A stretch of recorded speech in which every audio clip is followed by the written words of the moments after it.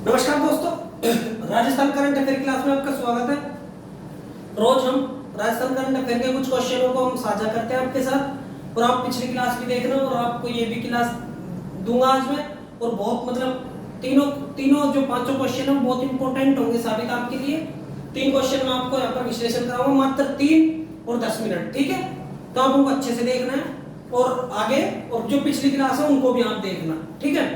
तो पहला क्वेश्चन है इसमें, वर्ष 2021-22 की जो रिपोर्ट थी फूड सेफ्टी इंडेक्स था, उसमें राजस्थान का कौन सा स्थान है। क्वेश्चन क्या कहता है, वर्ष 2021-22 की जो फूड सेफ्टी इंडेक्स रिपोर्ट है उसमें राजस्थान का कौन सा स्थान है, ठीक है। तो मैं आपको बता देता हूँ, जो राजस्थान में फूड सेफ्टी इंडेक्स है वो किस किस कामों मतलब किस किस क्षेत्रों को लेकर चलता है, तो वो मैं आपको बता देता हूँ, ठीक है। इसमें देखो, एक तो हो गई प्रशिक्षण, क्या हो गए, एक तो हो गई प्रशिक्षण, ठीक है, और एक हो गया अपनी मैन पावर, ठीक है, मैन पावर। एक हो गया इंफ्रास्ट्रक्चर, ठीक है, स्ट्रक्चर, ठीक है, इंफ्रास्ट्रक्चर हो गया मतलब जैसे कि निर्माण वगैरह करना, ठीक है। तो उन चीजों को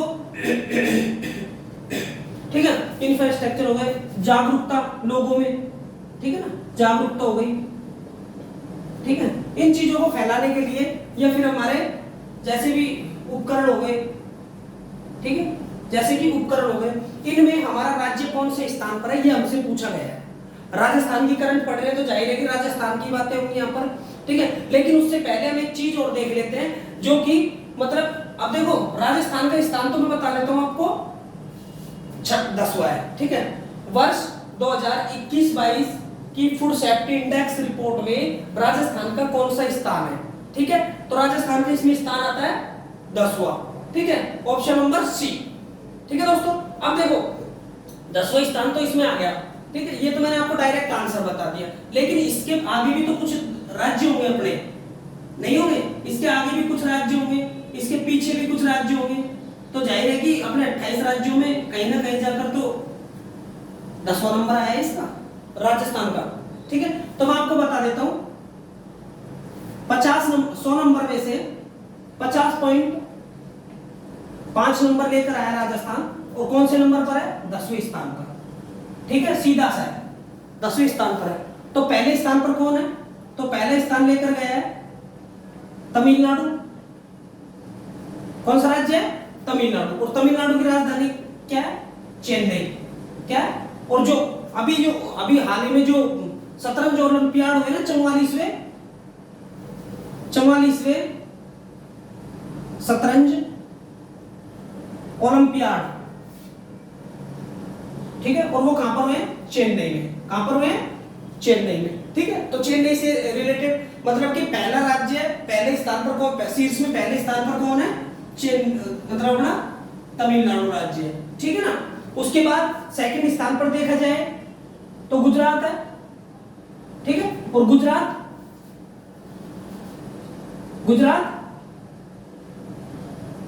की राजधानी गांधीनगर, ठीक है, गुजरात की राजधानी गांधीनगर। और थर्ड स्थान पे देखा जाए, वैसे तो कोई पूछेगा नहीं थर्ड, लेकिन फिर भी लिख लेते हैं, थर्ड स्थान है तो महाराष्ट्र है, ठीक है दोस्तों। ये हो गए तुम्हारे इंडेक्स के अकॉर्डिंग, जो अपने राजस्थान 10वें नंबर पर है, ठीक है। अब आते हैं कुछ इंपॉर्टेंट फैक्ट पर, ठीक है, अब आते हैं कुछ इंपॉर्टेंट बातों पर। राजस्थान अगर फूड सेफ्टी इंडेक्स में 10वें नंबर पर है, तो राजस्थान भ्रष्टाचार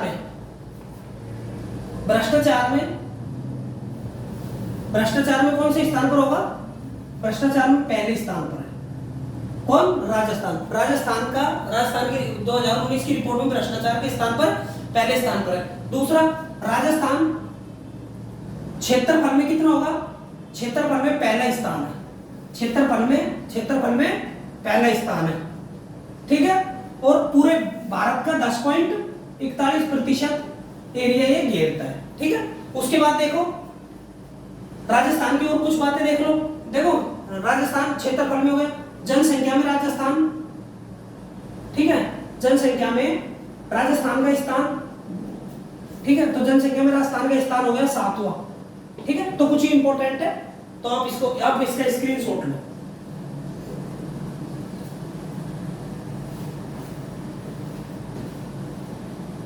ठीक है।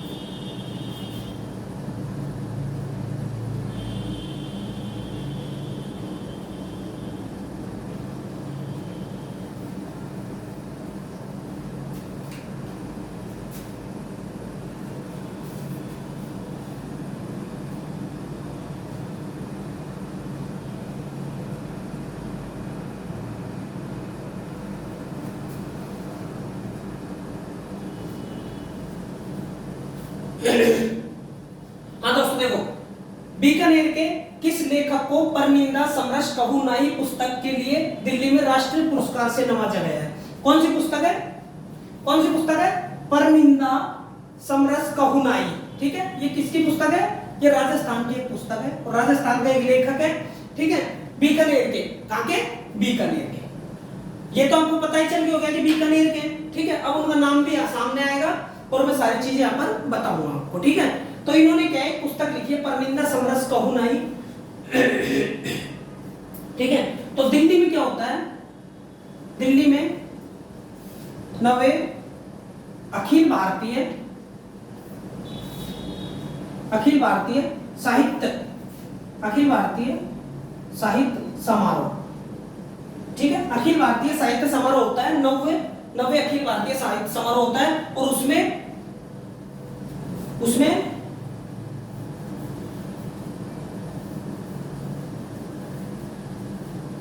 ठीक है, देखो दिल्ली में नवे अखिल भारतीय साहित्य समारोह होता है और इनकी पुस्तक है परनिंदा समरस कहू नाई। किसकी पुस्तक है? ये बीकानेर के एक लेखक है। ठीक है, उनका नाम है आत्माराम भाटी। कौन है? आत्माराम भाटी। और ये कहां से संबंधित है? यह बीकानेर से। कहां से संबंधित है? बीकानेर से। ठीक है, तो यहां तक तो आपको समझ में आ गया होगा कौन है वो आदमी। वो है आत्माराम भाटी, जिनको बीकानेर में, जिनको इस पुस्तक के लिए राष्ट्रीय पुरस्कार से नवाजा गया है। ठीक है, कोई दिक्कत नहीं है। अब हम आते हैं इस पर। ठीक है, ये तो हो गई इनकी पुस्तक। अब इसी के तर्ज पर हम कुछ इंपॉर्टेंट पुस्तक लेते हैं, जैसे इंडिया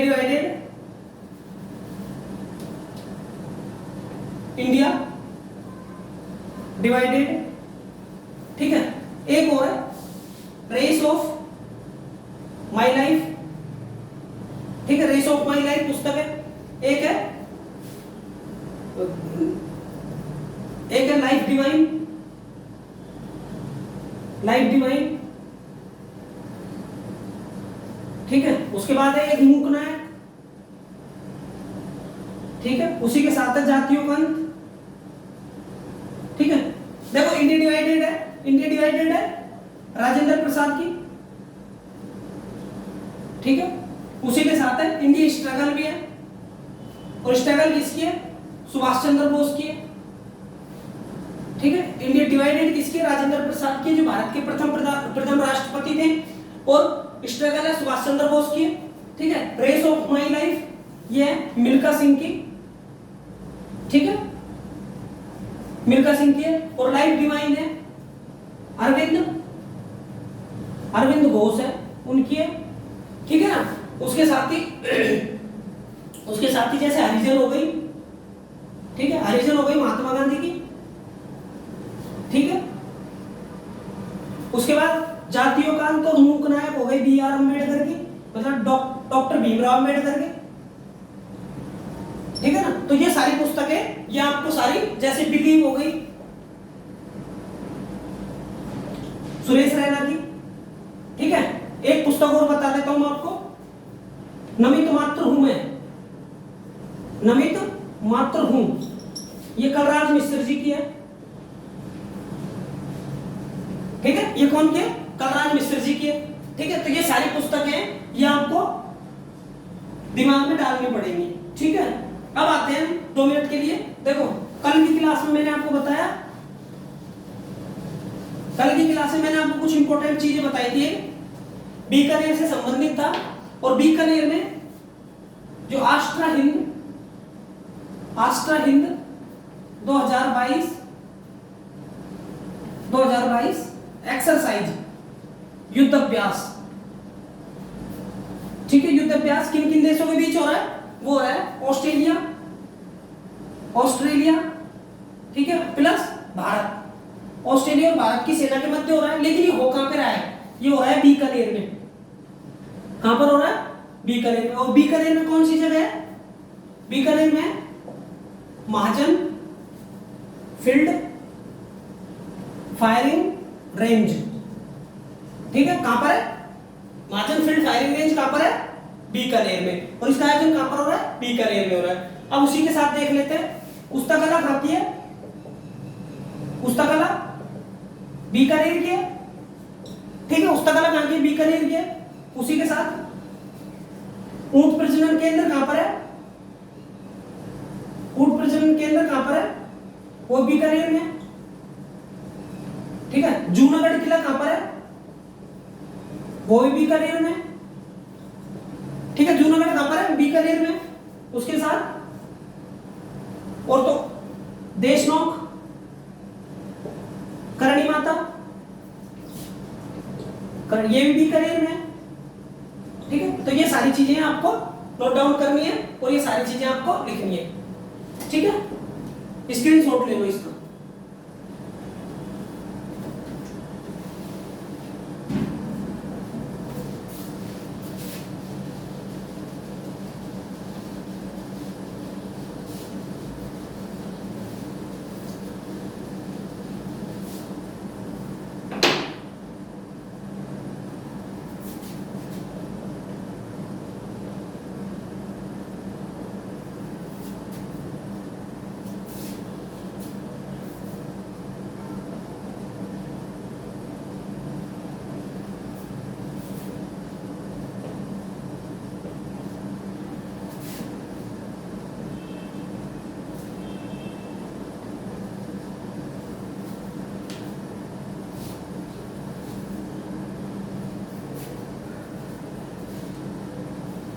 हाँ तो दोस्तों देखो, प्रतिवर्ष विश्व एड्स दिवस कब मनाया जाता है? ठीक है, प्रतिवर्ष विश्व एड्स दिवस कब मनाया जाता है?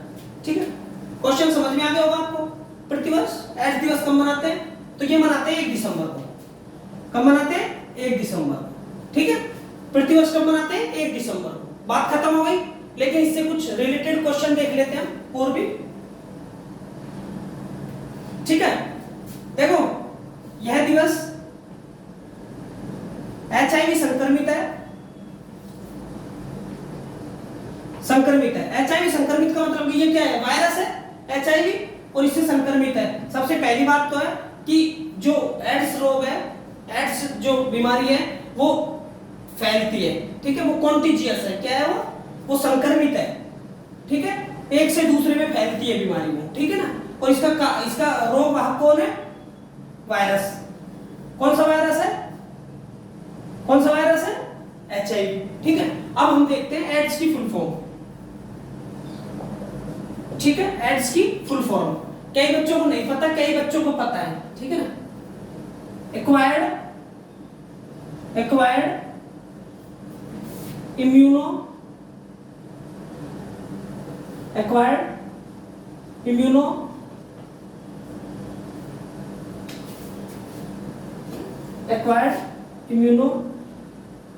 ठीक है, acquired immuno deficiency deficiency deficiency syndrome. क्या है? सिंड्रोम।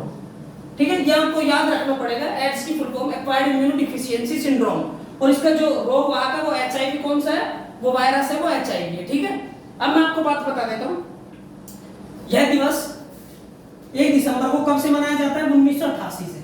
कब से मनाया जाता है? 1988 में इसकी शुरुआत हुई है और प्रतिवर्ष ये मनाया जाता है। ठीक है ना। अब आते हैं, ये तो हो गया तुम्हारा, इसका स्क्रीनशॉट ले लो।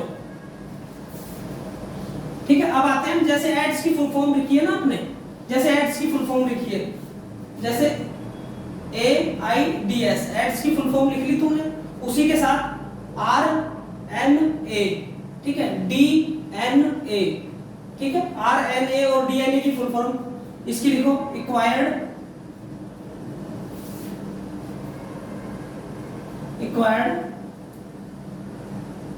Immuno deficiency syndrome. ठीक है मित्रों, उसके साथ RNA की राइबो न्यूक्लिक अम्ल। ठीक है, उसके बाद राइबो न्यूक्लिक अम्ल, न्यूक्लिक अम्ल। ठीक है, उसके बाद डीएनए की डी ऑक्सी राइबो